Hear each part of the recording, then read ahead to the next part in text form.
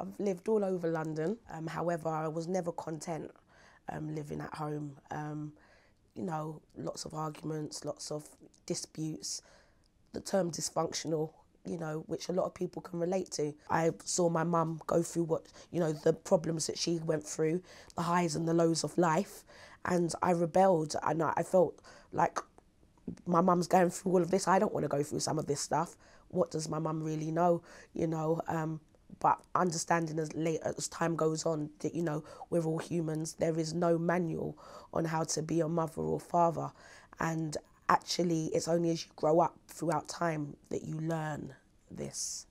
I went to prison in '98 and came out in 2000. I went to prison for 2 robberies, fraud and deception, handling stolen goods.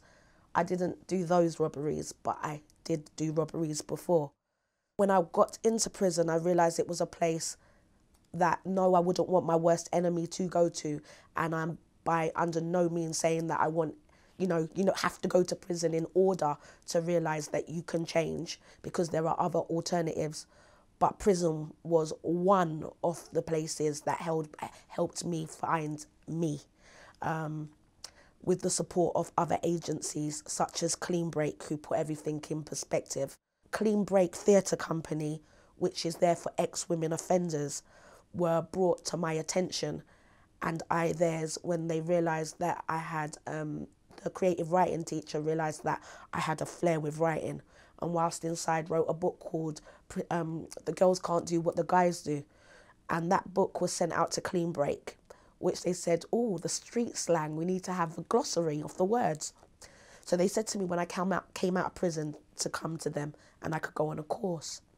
So once they spoke with me and they had the necessary support systems in places, you know, i.e. like I was a parent, a mother, they helped me with childcare.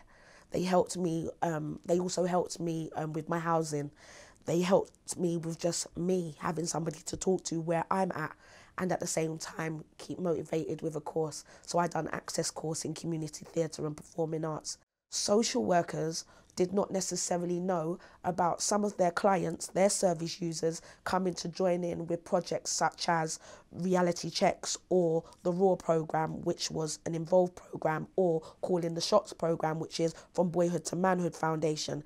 These programmes are also programmes that the community come in, i.e. the service users come in, they discuss certain issues such as respect, citizenship, what it is to be a citizen, and just humanity, you know. However, it sounds like simple little topics that anybody should be able to talk to. But if it's not the right people who understands where they're coming from, 9 times out of 10, the young people tend to, if you like, test. And if they're not testing you to see your knowledge or find out where you've come from, or if you're not willing to share where you're coming from, how can you expect people to really share their stories? There is a lack of trust.